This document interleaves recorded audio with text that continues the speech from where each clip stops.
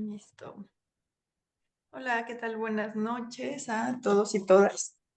Eh, Vamos a continuar, bueno, más bien continuar con las sesiones sobre el libro de Sobre adivinación y sincronicidad de Marie-Louise von Franz. Y llegamos, por fin yo no pensé llegar a esto, porque fue bastante difícil el camino. Ya en la última conferencia, la segunda parte. Entonces hoy vamos a cerrar ya con este tema que pues sí nos estuvieron siguiendo, compartiendo, fue bastante arduo y bueno, vamos a platicar un poquito de cómo cierra von Franz esta situación en torno a la sincronicidad. Recuerden que la sincronicidad fue un planteamiento desarrollado por Jung que Marie-Louise von Franz continuó, ¿no? A lo largo de su obra. Entonces, a veces en este libro lo que pasaba es que daba algunos ejemplos sobre algunos planteamientos ya jungianos, ¿no? Y pues sí es mucho como de tener ya una base para poder entrarle como a este tema, ¿vale? Entonces, no sé si recuerdan o les comento un poco que la semana antepasada, bueno, la sesión anterior, no recuerdo bien en qué tiempo fue, hablamos de dos distintos tipos de tiempo, con los cuales Jung un poco trataba de explicar la noción o cómo es que se encontraban, ¿no? O sea, o cómo es que más bien se producían los hechos sincrónicos. Ella nos decía, no, bueno, von Franz nos dice que ella, ¿no? Con su investigación, se había dado cuenta que muchos de los oráculos antiguos, de los primeros, ¿no? Los primitivos, tenían cierto patrón, ¿no? O sea, un patrón en el cual había una especie de rueda del orden del mundo, o sea, de un tiempo eterno. Un tiempo eterno es inamovible, ¿no? O sea, no se puede modificar nada. Y otro tiempo más bien lineal, ¿no? Más bien, digamos, cronos, ¿no? Donde sí había un dinamismo. Yo esto lo comparaba un poco con el libro del Timeo, ¿no? En Platón, de cómo cuando se va conformando el mundo, también ahí está el planteamiento de que hay un mundo fijo, el mundo de las estrellas fijas, ¿no? Que no se mueve, que es eterno, inamovible, es perfecto. Y a su vez está el demiurgo, ¿no? Creando el mundo, pero este mundo en el que vivimos, en donde sí hay tiempo. Ajá. Entonces, aquí se ve alguna especie como sí, de patrón, ¿no? En donde se puede entender quizá dos tipos de tiempo, ¿no? O sea, uno fijo y el otro movible. Y en algún momento estos distintos tipos de tiempo se conectan. Ajá. Hay un momento en el que se conectan y es ahí cuando se crean los hechos sincrónicos. Es bueno, más o menos una forma de verlo. Si, bueno, alcanzamos, ella pone este gráfico, ¿no? Tratando de ponerlo pues en algún dibujo, ¿no? Para que sea quizá más comprensible. Si tratamos de pensar, ¿no? Que estas ruedas se mueven, se destruyen a sí mismas, ¿no? Si tú mueves, ¿no? Esta rueda del tiempo o mueves la rueda del orden eterno, los intervalos van pues sí, como a colisionar entre ellos, ¿no? Entonces, por eso son distintos, ajá, por eso estamos hablando de dos cosas bien distintas, pero que al final sí parece que hay una interacción entre ellas. Eh, no sé si tengas algo que agregar sobre esto. Digo, es bastante complejo y le entra así de lleno, ¿no? Pero Sí, sí, digo, o sea, Von Franz ponía también, creo, este grafiquito aquí en el libro, porque si se fijan, en la misma figura o en esta figura que suele ser recurrente, aludía a que es imposible, o bueno, sí, ajá, sí, plantear un encuentro entre estas dos ruedas que no fuera el punto del medio, porque mecánicamente no podían, tocarse, ¿no? O sea, no, se destruyen o se anulan entre ellas si se tocan. Y esta la veía como una expresión ah, imaginal, una expresión pictórica, o en términos de ella simbólica, de que este, el único punto de encuentro probable entre un campo y el otro del que hablamos la sesión pasada era el punto del centro que ella relaciona más tarde en el libro con el sí mismo, ¿no? Que es lo que vamos a ver más tarde. Sí. Nos habla también de que en sí, en algunas culturas este punto en el cual se conectan se le conoce también como un agujero negro, ¿no? En donde eh, pues no hay espacio ni tiempo, ajá, porque es justo ahí donde se pueden conectar de otra forma. Si lo vemos, ¿no? Mecánicamente o linealmente, pues sí, hay una especie de destrucción, ¿no? O sea, más bien, pues no se puede seguir como bueno, sí, visualmente no se puede seguir, no puede haber un movimiento, como un dinamismo. Ujú. A ver qué dice después. Así, aquí dice. El único lugar donde se vinculan estos dos sistemas es en el agujero del centro, lo que significa que no se unen en ninguna parte o en un hueco. Este misterioso agujero entre mundos también está representado de forma unilateral en el reloj del incienso chino. No encontré una imagen del incienso chino, pero nos dice que hay una forma muy peculiar en cómo miden el tiempo en Oriente, ¿no? Bueno, es un sistema oriental. Mm, les digo, es que, bueno, tal vez la imagen sea un poco compleja, pero es como una especie de, ¿qué es? Un guijarro, así dice, en el cual, o sea, que se está quemando. Cuando termina de consumirse, cae, Es un incienso, no, o sea, un guijarro, sí, todos piensan en el incienso, ¿no? en un palito. Ajá, en un palito. Entonces, el punto es que este incienso estaba incrustado en un dispositivo en el cual permitía ver el paso del tiempo de acuerdo a cuánto se consumía el incienso, ¿no? A lo mejor para Von Franz parecía más extraño un incienso porque no se comercializaban tanto como hoy en día, o no sé, pero, pero realmente Exacto. No los cuando vendan ahí en el mercado ya todavía sabes. no se daba el boom del orientalismo en México o en América, no lo sé. Este, y pues tú prendes eso y de acuerdo como va pasando el, el incienso se va quemando, es la hora que marca. Lo que se refiere a Cari con el guijarro es que después ah, Von Franz explica que de hecho había un tipo de despertador que al momento en el que el incienso se consumía en cierta parte, un guijarro caía en la cabeza de alguien, ¿no? Y hasta donde yo entendí la forma de mencionar este dispositivo o el por qué mencionar este dispositivo es porque según Von Franz encontraba una analogía entre la intervención de lo humano en el tiempo, ¿no? Porque ella todavía escribe este libro cuando había, o era muy común encontrar relojes de cuerda, ya lo encontraba en el símil en el sistema occidental con la intervención del hombre dándole cuerda al tiempo, ¿no?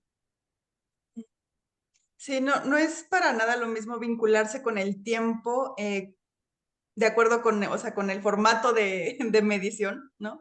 Si tú prendes un incienso y este se va consumiendo y eso es lo que te va a dar la hora o te va a decir como ya despiértate, a el reloj mecánico que está marcando la hora. A mí me desespera, por ejemplo, ¿no? O sea, tener así un reloj yo no puedo porque estarás escuchándolo, me da como ansiedad o algo así. En cambio, ¿no? O sea, el formato es distinto y el hecho de que el fuego, ¿no? Algún elemento sea el que te está dando el tiempo, o sea, te está narrando, ¿no? Y, cómo se va consumiendo.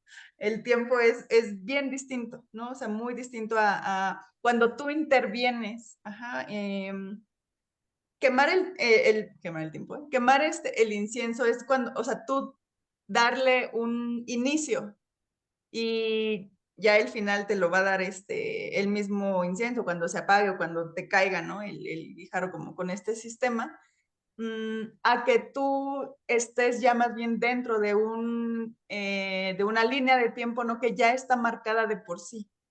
Es lo que dice la intervención del ser humano con el tiempo a partir del modelo de medición, pues sea cual sea, ¿no? Ahorita creo que ya es muy difícil que tú, salvo para poner la hora, ¿no? Creo que de despertar, bueno, a mí me pasa, ¿no? Lo estuve pensando. Solamente yo intervengo ahí, ¿no? De otra forma, así como que ya es muy mecánico, ¿no? A que sea más, pues sí, artesanal, ¿no? Qué rara forma de pensar como el tiempo, ¿no? Artesanalmente está chistoso eso. Em, y sigue, en Mysterium Conjunctionis, recuerden que esta obra es la de las últimas que escribió Jung, es de las más densas porque ahí ya trae toda su teoría de psicología y alquimia, bueno, sobre todo de la alquimia, ya mete así unas frases en latín y en griego que son como, no sé, o sea, lo hace bastante como sencillo también en su lenguaje, pero es de las obras más densas porque pues fue de las últimas que escribió. Entonces, en el Misterio Conjunctionis de Jung, ¿no? Él cita, al final, perdón, cita extensamente el trabajo de un alquimista que se llama Gerard Dorn, en cuya filosofía la ventana de la eternidad o la spiraculum, les digo, spiraculum aeternitatis, también desempeña un gran papel. Si es aquí, déjenme ver si pusimos la cita. No. Esta noción de una ventana a la eternidad, pues tiene que ver con una especie de conexión con el ánima. Si recordamos, el ánima es un arquetipo junguiano, ¿no? Que tiene que ver con lo femenino, que tiene que ver con, pues, algunas imágenes arquetípicas, ¿no? Como es la gran madre, ¿no? Y que se conecta mucho con los sueños, los deseos, la voluntad, ¿no? Estas ganas de hacer algo, como que el ánima, ¿no? O sea, el ánimo también es eso, ¿no? Cuando tienes ánimo, ¿no? O sea, puedes hacer las cosas, ¿no? La motivación también tiene mucho, o sea, se vincula mucho con la noción de ánima. Entonces, aquí lo que nos dice es que el ánima, bueno, lo que más o menos, este es un nombre, Spiraculum Aeternitatis, pero también le da el nombre de Virgen María, hasta donde yo recuerdo, ¿no? Y ánima, o sea, le dan nombres femeninos para hablar de la ventana de la eternidad. Si tratamos de pensar, ¿no? Una ventana hacia la eternidad, o sea, bueno, en términos de Jung, de acuerdo con el trabajo de Dorn, podemos acceder a ese tiempo eterno como a esas estrellas fijas, ¿no? De acuerdo con Platón, cuando nos asomamos o cuando nos vinculamos o conectamos con el alma, o sea, con lo que es el ánima, con nuestro lado femenino, con la noción de sabiduría, con la nutrición, digo, así como muy, muy generalmente, ¿no? Y bueno, no me acuerdo si habla un poquito... sí, bueno, es que aquí nos dice justo, ¿no? O sea, según nuestra definición moderna de la figura del ánima, del arquetipo, ¿no? Del ánima en el ser humano, es el puente entre lo personal y lo inconsciente colectivo. Mm, yo aquí también lo había pensado, ¿no? Como cómo te vinculas, cómo se vincula tu alma, así tal cual con el exterior, ¿no? O sea, con el alma del mundo, ¿no? Como cómo te conectas con otro, ¿no? O sea, con lo otro, con lo colectivo, sí es a partir del ánima, no es a partir del trabajo lineal, así como más bien ánimos, ¿no? Que recuerdan, el ánimos tiene que ver más bien con el tiempo lineal, racional, donde todo está fijo, no, donde todo tiene como una consecuencia, ¿no? Donde no están estos encuentros así fortuitos, ¿no? Donde no está la suerte, sino que todo tiene un método. Entonces, sí, bueno, también lo conectaba un poco con algunos filósofos de la antigüedad, ¿no? Neoplatónicos también, que ellos decían que a partir de la filosofía o el ejercicio del pensamiento y la reflexión era la forma o el método en el cual tú podías conectar con lo divino, o sea, tú podías acceder a lo divino donde lo divino sí era pues otro momento, otro tiempo, una situación, ¿no? O sea, pues con el Dios, ¿no? O sea, o el Dios o la diosa, lo trascendente. La forma en la cual te conectas con eso es a través de la sabiduría, ¿no? O sea, que tiene que ver con, pues, el ánima, ¿no? O sea, con el alma, no con, híjole, pues no sé, no tanto como con una especie así de método riguroso, ¿no? Como es el método científico. Pero, pues bueno, solo lo pensé así, es una idea. Si tienen algún comentario o quieren discutir esto. ¿Tú tienes alguna cosa, Carlos? Pues sí, nada más en este párrafo, que es el párrafo del que continúa, del que desprende sus ideas, Cari, menciona esto, ¿no? Esto que está en pantalla y lo pueden ver.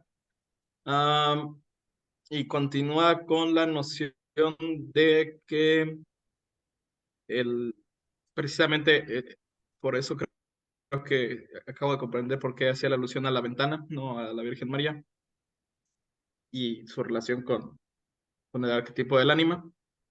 Am, que este punto en donde se unen estos dos campos de los que hablamos, o estas dos formas de tiempo, representa el punto de encuentro entre el inconsciente colectivo y el inconsciente personal, ¿no? Lo personal y lo colectivo. Y que si recordamos también, igual lo vamos a mencionar más tarde, pero como para irlo comprendiendo en retrospectiva, ah, una de las formas que Jung tiene, de las múltiples formas que tiene de definir el sí mismo, pues es la totalidad, ¿no? Entonces, digamos que es esta totalidad que engloba en su despliegue tanto lo colectivo como el inconsciente personal.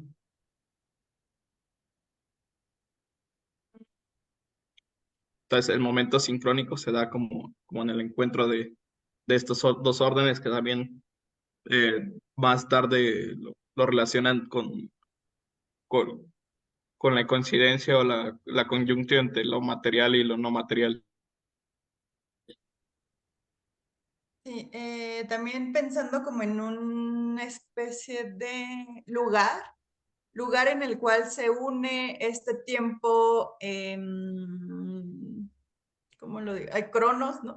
Con el Kairos, ¿no? Con este tiempo que pues es, lo pensaba también como la ensoñación o los sueños, ¿no? Por eso en las imágenes de los sueños o las imágenes oníricas se nos pueden presentar, o sea, revelaciones, ¿no? Revelaciones así como, pues para tu vida cotidiana pueden ser sueños muy vividos, ¿no? A veces lo pensamos así como es que tuve un sueño muy vivido que tal vez ni siquiera era tuyo, ¿no? O sea, porque es un momento en el cual tú no estás llevando el control, digamos, o la conciencia no está interviniendo demasiado. Y también eso en las imágenes oníricas, por eso también nos ponía ejemplos, ¿no? O sea, los sueños como un ejemplo para poder acceder a los hechos sincrónicos, ¿no? Porque justo es ahí donde no interviene, ¿no? O sea, como demasiado la voluntad así, ánimos, y donde parece que sí hay una especie de puerta, ¿no? Hacia el inconsciente colectivo, que es ahí justo donde se puede, digamos, ingresar o conectar. Yo lo pondría como conectar. No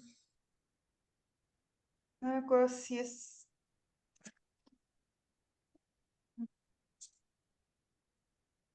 Bueno, también en algunos otros estudios sobre círculo Eranos, no sé, bueno, y también, perdón, de Jung, ¿no? Se habla de una especie de mundo imaginal, ¿no? El mundus imaginalis es más bien de Henry Corbin, un francés, un teólogo francés, que nos habla de tres dimensiones. Ajá, o sea, una es lo trascendente, ¿no? El mundo de lo trascendente, de lo divino, de aquello donde, o sea, del lugar, él lo plantea, sino como el lugar donde habitan los ángeles, los dioses. Está el mundo material, el mundo, pues así como tal cual lo conocemos, ¿no? El terrenal, donde están, pues todas las cosas que conocemos, ¿no? Que podemos palpar. Pero también está en medio de estos dos un mundo imaginalis, ¿no? Es el mundo de la imagen, el mundo de la imaginación.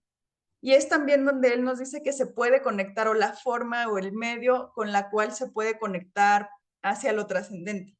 La forma de ingresar, o sea, no es o no es a partir una cosa así como de los sueños, por eso lo mencionaba y me acordé, Y también, pues, el mundo de la imaginación, donde ocurren también como estos, o sea, en la antigüedad se decía, ¿no? Cuando la musa bajaba, ¿no? Para que le dictara, ¿no? Al escritor los poemas, ¿no? O cuando estabas haciendo una especie así de inspiración, ¿no? Se le dice como de inspiración y son momentos, ¿no? O sea, no podemos decir que siempre estamos inspirados o que siempre tenemos la respuesta, sino que hay así como encuentros, ¿no? Y bueno, Corbán lo menciona así como una morada, así una tierra, el lugar del no lugar, ¿no? También se le conoce así. Y también él le llama Sofía a Eterna, o sea, el lugar de la sabiduría, que tiene que ver más bien o está vinculado con la noción de ánima, con el alma. El alma es la productora de imágenes, ¿no? Y es a través de ella donde pues se conecta y el lugar donde podemos encontrar estos tipos o reconocer los encuentros entre estos dos tipos de tiempos en los cuales siempre estamos, pues sí, participando. Y bueno, nos dice, me gustaría recordarles que Jung definió los acontecimientos sincrónicos como un acto de creación. Un acontecimiento sincrónico es un hecho acausal, es decir, no tiene causa, y por consiguiente se podría denominar un acto de creación. Jung creía en una creatio continua, al igual que ciertos físicos modernos que creen que en el mundo donde vivimos existe un lugar en el que, de tanto en tanto, se crean cosas nuevas. O sea, era un poco, creo que también lo comentábamos la sesión pasada, un acto sincrónico es, como es un acto causal, a veces parece así como un milagro, una coincidencia, ¿no? Eh, lo importante es qué hacer cuando te ocurre eso, ¿no? O sea, mm, hay veces que nos pasan cosas que así no entendemos, ¿no? Y tratar, o sea, cómo tratamos ese acto, ¿no? Esa situación que nos pasó. Si tenemos un sueño muy grande, ¿no? Y decimos, es que él fue tan vivido y bello y no sé qué, el punto no es quedarse con la situación estética de describir los colores, así se pueden dibujar, ¿no? Y hacer, pero el punto es, ¿qué haces tú moralmente con ese sueño, con esa imagen que se te dio en los sueños, ¿no? ¿Cómo la trabajas? Cambias tu vida, o sea, hay veces que tienes sueños como muy impactantes, ¿no? Que pues sí te quedas pensando así como todo el día, ¿no? Ese tipo de impacto, no sé qué tanto lo continúas, ¿no? Por eso bueno, yo lo pensaba, ¿no? Como, por eso es un acto de creación, porque a partir de ahí se genera también una cosa que llama Jung la metanoia, donde hay un cambio de perspectiva, de personalidad así 180 grados, a partir de un acto sincrónico, a partir de una imagen onírica, a partir, no sé, de algo así, muy impactante, ¿no? Que tengas. Y de ahí puede, o sea, es como tú un tanto decidir, ¿no? ¿Qué haces con eso? ¿O te quedas como en la estética de decir, ay, bueno, pasó algo bien raro y ya? O más bien continuar viendo esa situación y hacer algo, ¿no? O sea, mover, cambiar de lugar, que es creo que un poco de lo que se habla, ¿no? Un acto creativo pues nace a partir de, pues sí, de que algo se modifica, ¿no? Algo crece, algo florece.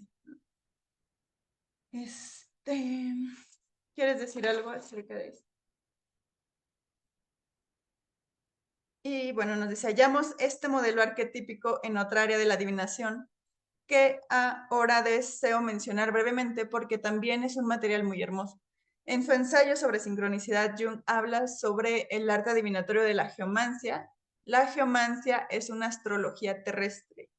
Yo la verdad no he estado muy en contacto, ni investigado mucho con esta, con este arte adivinatorio. O sea, la descripción que nos da Juan Franz es que es una especie de astrología, recuerden, o sea, la astrología se basa mucho en las cualidades tanto de los astros como de los signos, bueno, y la junguiana, ¿no? Para poder hablar sobre un poco posibilidades, ¿no? De posibilidades de dónde está la persona, hacia dónde tiene que ir. Pero aquí nos dice que la geomancia es una astrología más bien terrestre, utiliza materiales terrestres que son más bien dice que es maíz, o sea, material terrestre, ¿no? O sea, ¿qué dice que son guijarros también? Sí, ¿no? Dice que son guijarros y maíz. Es decir, material terrestre para hacer una adivinación, no, o sea, un oráculo, pues espacio para el cual pues sí se haga como es un oráculo, ¿no? Eh, esta también bueno, nos habla de una persona que no noté el nombre, o sea, bueno, nos habla igual de una obra, de un libro, ¿no? Donde se explica mejor, así tal cual, el arte, pero pues de Robert Flood. Hay algunas imágenes, hay un libro ahorita que salió en Atalanta, por cierto, se llama Macrocosmos, Microcosmos y es de Robert Flood. Tiene unos imágenes, ¿no? O sea, bastante interesantes, con las cuales se vincula sobre todo el macrocosmos con el microcosmos a partir de las facultades del ser humano. Hay unas que están ahí, bueno, apenas salió por si hay alguien lo quiere comprar. Y bueno, también este señor que se llama Robert Flood fue, bueno, quien nos habla tiene una teoría de la geomancia, ¿sí? ¿No? Se nos va a poner ahí como esta. Nos dice que esta mancia bueno, este oráculo es muy parecido a el I Ching, ¿no? Que ya había también hablado de él como uno de los métodos adivinatorios orientales más conocidos, más famosos, y quizá los que tienen más, bueno, que ella encuentra como más ricos, ¿no? O sea, en sentido pues dinámico, que ahí se pueden encontrar más cosas. Y nos dice que la geomancia es como el I Ching, pero occidental. Y que pues lamentablemente no hay demasiadas personas que se dediquen a este tipo de oráculos, ¿no? Este arte adivinatorio. Eh, y bueno, aquí ya nos va a contar, o sea, a partir de esto, de una forma de tradición adivinatorio que utiliza el oráculo geomántico en el norte de África, que es que el mecanismo de este tipo de adivinación es un poco, o sea, no complejo, pero nos dice que o sea, ellos creen, ¿no? Quienes hacen este tipo de mancia, se le nombra, es porque llaman, ¿no? O como que acuden a un dios que se llama Fa. Este dios, ¿no? Es adorado en algunas tribus. Yo no conozco, bueno, la mayoría, ¿no? Pero ahí si le suena alguna, ¿no? Una se llama Mina, otro se llama Fon y los Yoruba. O sea, creo que los de Yoruba son los más conocidos. ¿Tú lo conocías, Carlos? Porque esta parte están en Cuba, ¿no? O sea, yo he escuchado como algunas canciones que hablan sobre esto, pero son cubanos. Sí, sí, están en Cuba y son bien chistosos. Y también hay tradiciones que llegaron a México allá por el sur y que son, eh, entre comillas, auténticas, ¿no? O sea, vienen de línea directa. Porque de hecho la cuestión del Yoruba, y para los que estén más metidos en esos temas, por ejemplo, hay muchas historias de relación entre el narcotráfico mexicano y los Yoruba y cosas por el estilo, ¿no? Este, por ahí verán el tema o el tema de la nganga y cosas por el estilo que tiene que ver con sacrificios humanos. Entonces, sí llega de por allá. Que de hecho aquí mismo más adelante van a mencionar un poquito de un dios o diosa que sí pedía sacrificios humanos. ¿De una diosa que qué? Pide sacrificios humanos o Ah, sangre. ok. Qué fuerte. Sí, es que, bueno, yo más o menos sabía, ¿no? Sobre como esta tradición de los Yoruba, pero sí sé que es una especie de conexión con una fuerza muy poderosa, ¿no? O sea, que aparte no tenía como una especie igual como como método, ¿no? Para pedirle cosas, o sea, como que también, bueno, creo que vamos a hablar un poquito al final de esta forma, ¿no? En cómo realmente se podemos comprender quizá el ritual o la consagración o el juego o la adivinación. Sí. Pero bueno, nos dice que este Dios, que aquí lo nombra Fa, F-A,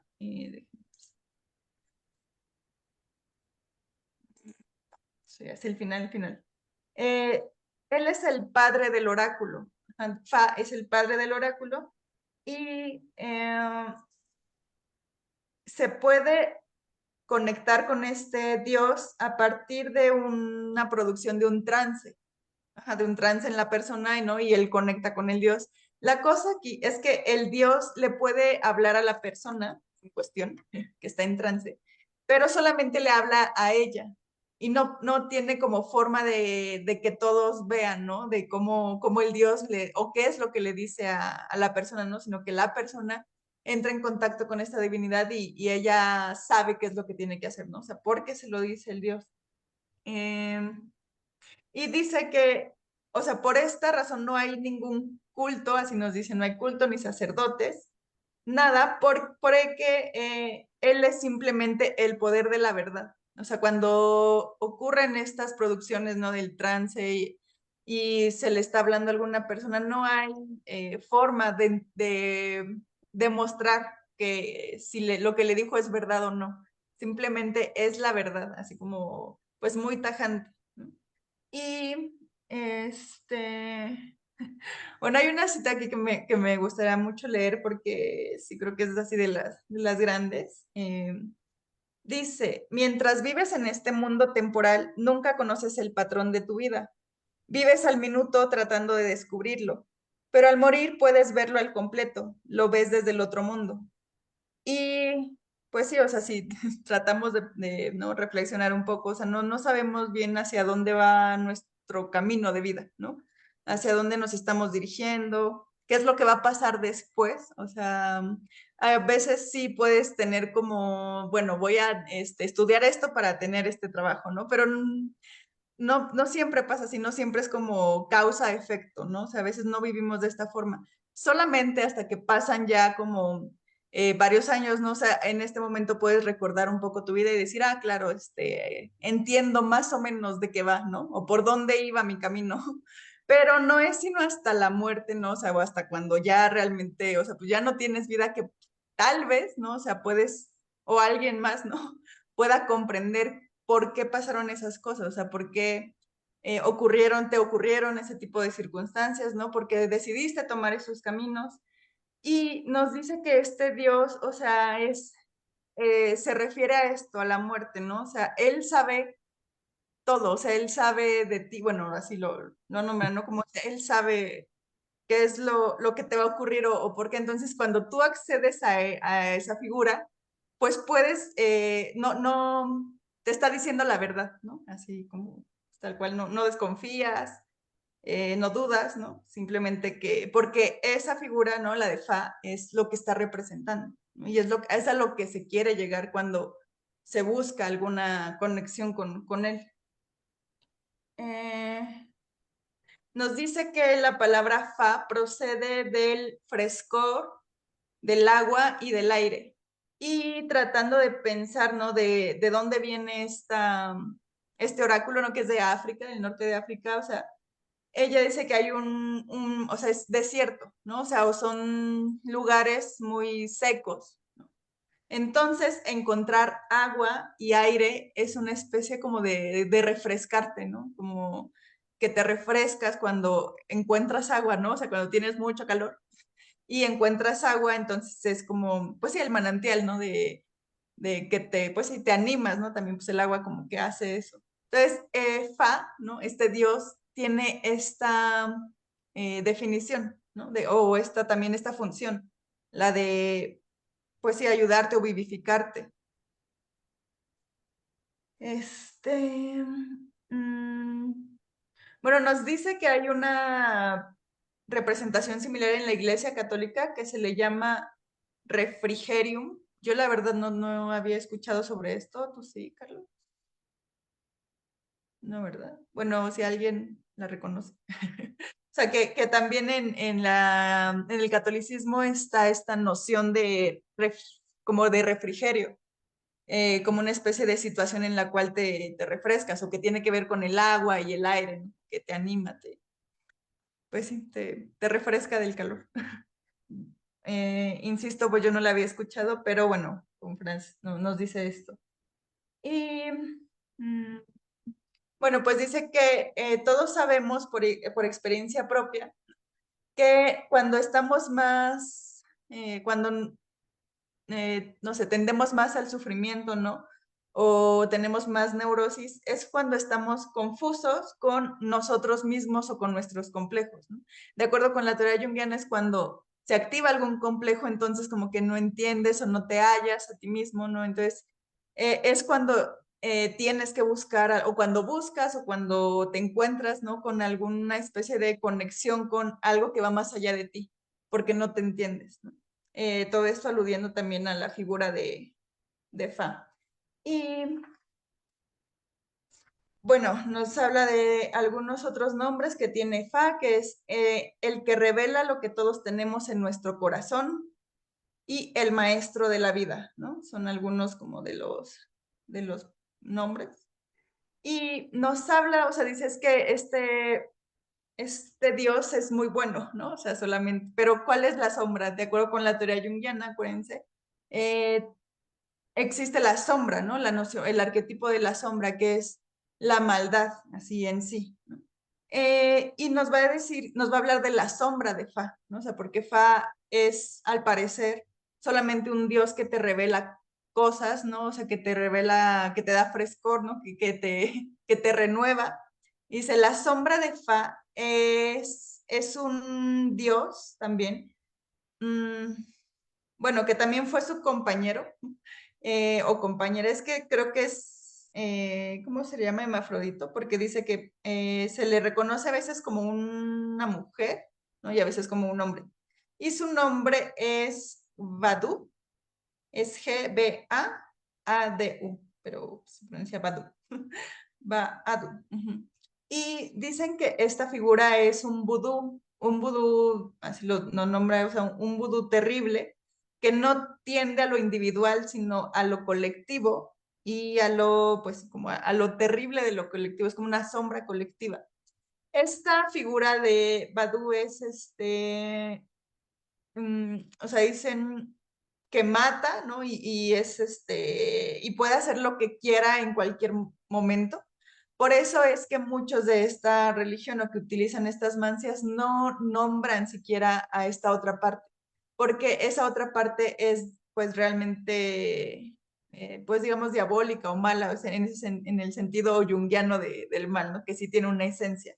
No es como una ausencia de bien, sino que realmente se forma una personalidad mala. Eh, y dicen, o sea, que, bueno, lo interesante de esto es que Badu representa, o uno de sus nombres es el mayor conocimiento de uno mismo que el ser humano puede alcanzar. O sea, es el mayor conocimiento posible de uno mismo que el ser humano puede alcanzar. Mm, y bueno, dice, de modo que es la introspección más profunda del sí mismo en términos junguianos, ¿no? Es un secreto tan terrible y peligroso que uno no puede acercarse a él, porque Batu posee el secreto de la muerte y solo en la muerte se puede alcanzar la más alta realización de uno mismo. O sea, a pesar de que pues sí es una figura pues mala, ¿no? Que hace situaciones o que crea situaciones horribles, ¿no? De acuerdo con esta lectura, eh, sigue siendo un Dios que tiene el mayor conocimiento que todos, bueno, que cualquier ser humano puede alcanzar, ¿no? Bueno, es interesante. Yo hace poco hablaba sobre la figura del diablo, ¿no? Que también sí se puede, o sea, representado, ¿no? En los libros, en las leyendas, en los mitos, como una figura, pues, que genera maldad, ¿no? Pero se genera maldad y engendra bien, o sea, engendra sabiduría. pensando un poco en el mito del Génesis, ¿no? De Adán y Eva, cuando Eva comete pecado, ¿no? Y come de la manzana, lo que adquiere es sabiduría, ¿no? Cuando sale del jardín del Edén empieza a hacer cosas que no hacía dentro del jardín del Edén, digo, no sabemos qué hacían, pero trabajar sabemos que no pasaba, ¿no? Estaban ahí muy felices, más bien cómodamente, cuando ocurre esta intervención del maligno, se genera otra cosa, se genera sabiduría. Entonces, creo que por ahí va. O sea, también, bueno, es otro ejemplo, ¿no? Creo yo. Eh, y bueno, pues nos habla después, ya aquí va concluyendo. No sé si esta ya es la última. Ah, no. Nos dice que en este mito de estos dioses que les acabo de narrar un poco, que ellos estaban juntos. Y bueno, más bien, la imagen del mito de la creación de estas tribus eh, es la de dos calabazas. eh, el dios padre y la diosa madre estaban encima de otros, así como juntos. Al igual que dos calabazas, dice, al igual que dos calabazas, y procrearon muchos hijos y entonces no tenían sitio. Mm, pero para poder crear al ser humano tuvieron que dividirse. Ajá, o sea, hubo una escisión entre estas dos partes, entre estos dos principios, el masculino y el femenino, y a partir de esa escisión, como dice Corte, es donde empieza a crearse o a generarse el universo o el mundo. Esta figura también como de la división, ¿no? Eh, bueno, separación, la separatio, ¿no?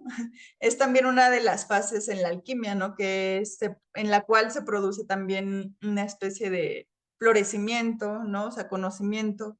Solamente a partir de cuando, sí, de cuando separas las cosas, ¿no? Es cuando tal vez puedes conocer un poco más porque ya lo tienes así, más amplio, ¿no? O sea, como en su desarrollo. Y bueno, nos dice, sabemos que el descubrimiento del secreto de la vida es interpretado en muchas de las grandes mitologías, como la llamada boda después de la muerte, el hierosgamos, este aquí el hierosgamos, en el momento de la muerte o justo después de la misma se produce una unión de los dos principios que habían estado separados durante la vida y al morir se convierten en uno. El hierosgamos es la boda, así entre los dos principios. Entonces hay una especie como de imagen mítica, no tanto para la creación del universo, o sea, que es el inicio, en donde los dos principios se separan y o sea, se empieza a engendrar el universo, ¿no? También en la teogonía de Siodo están los dos principios, ¿no? El ponto, el cielo, ¿no? Y la tierra, Gea, y a partir de su separación empiezan allá a crearse los dioses. De esta misma forma también cuando se separan, ¿no? Se engendra, pero eh, en la muerte o cuando hay ya una especie como de final de ciclo, se vuelven a juntar estos dos principios. Nos habló, no sé si se acuerdan, no estaban aquí, pero en su libro que tiene sobre la interpretación de los sueños y la muerte, ¿no? Nos habla de que a veces los sueños con las bodas, ¿no? Y creo que se tiene muy bien común eso, de que si sueñan con una boda es porque alguien se va a morir, ¿no? Pero no, bueno, no es necesario, no significa esto, ¿no? Sino que simbólicamente la boda, la unión tiende a estar en un principio o en un final. Entonces es símbolo de una especie de ciclo. Entonces, por eso, bueno, nos decía von Franz en ese libro, ¿no? Que, bueno, la unión de los principios masculino y femenino tenía que ver con eso, con alguna cierre de etapa de la vida, ¿no? De sea cual sea, no necesariamente la muerte. Yo entendí también como esta parte, se me aclaró un poquito más. No sé si tú tengas algún comentario o alguien, ¿no? ¿Todo bien? Y bueno, pues ya va a cerrar este libro, que sí ha costado bastante trabajo. Esta es Sí. Nos dice, por lo tanto, es realmente cierto que un hecho sincrónico es un acto de creación y una unión de dos principios que no suelen estar conectados, ¿no? Acá recuerden, lo ponía como lo masculino y lo femenino. La actitud con la que se puede experimentar esto es, según la concepción china o oriental, de sinceridad total, y lo que es más interesante para los chinos, esto es idéntico a las ganas de jugar. Nos va a decir que en todas las civilizaciones primitivas, el ritual, ajá, lo ritual y el juego no se pueden separar. O sea, ¿qué tiene que ver entonces lo ritual con el juego? Dicen es que para poder jugar realmente así, tienes que tener conciencia de que puedes perder. O sea, tienes que tener un poco, o sea, dejar el ego detrás, ¿no? Así lo nombra ella, para que realmente el juego sea justo, para que el juego que está interviniendo en el que tú estás participando sea sincero. Porque si tú estás jugando, ¿no? Con esta intención de ganar, puedes hacer trampa, ¿no? O sea, se cae en la trampa, se cae en sí, como como lo maquiavélico, ¿no? O sea, también como en quiero ganar, entonces me adelanto, ¿no? O sea, un juego así justo, un juego honesto, tiene 50-50 siempre. Y si alguien realmente quiere hacer una especie de ritual o de jugar, se tiene que ir con esta misma actitud, ¿no? De se puede ganar o se puede perder. O sea, te puede salir o no te puede salir, te puede decir, te puede revelar, ¿no? El tarot, ¿no? La astrología o el I Ching o el medio que ustedes quieran, te puede revelar así como la verdad o otra cosa completamente distinta. Y esa es la actitud, ¿no? O sea, con la que se tiene que, de acuerdo con Hombres, experimentar esto. Y bueno, nos dice, esta actitud es idéntica a la que yo denominaría una actitud religiosa básica.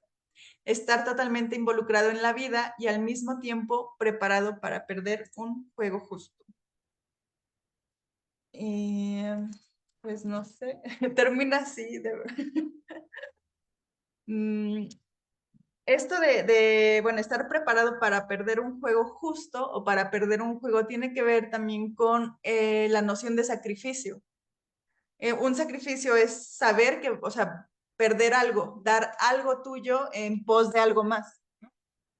Darle ofrendas a los dioses, por ejemplo, no nada más era este, pues si le llevo lo que me sobra, ¿no? O sea, para hacer realmente así un ritual o cuando tú estás realmente dando devoción, ¿no? Al dios o diosas, si es que creen en algo, tienen que dar sacrificio, ofrecer sacrificio. Y ese sacrificio, pues sí, es algo que te va a quitar a ti algo, o sea, yo lo veo así como 50-50, ¿no? Por eso también nos habla de los números y pues nos dice, no es, la probabilidad, ¿no? O sea, en el juego no es completamente rígida. Ajá, o sea, un juego siempre se puede apuestas y puedes perder o ganar. Y de esta misma forma, así sucede con los rituales. Ujú.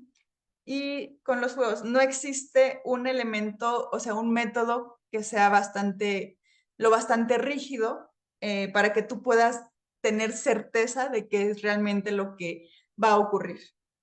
Y bueno, así nos dice ella, finalizando ya la última oración. Por eso, los chinos dicen que a través de un juego sagrado y sincero podemos acercarnos al descubrimiento del orden objetivo del universo. O sea, al final no hay no podemos comprender,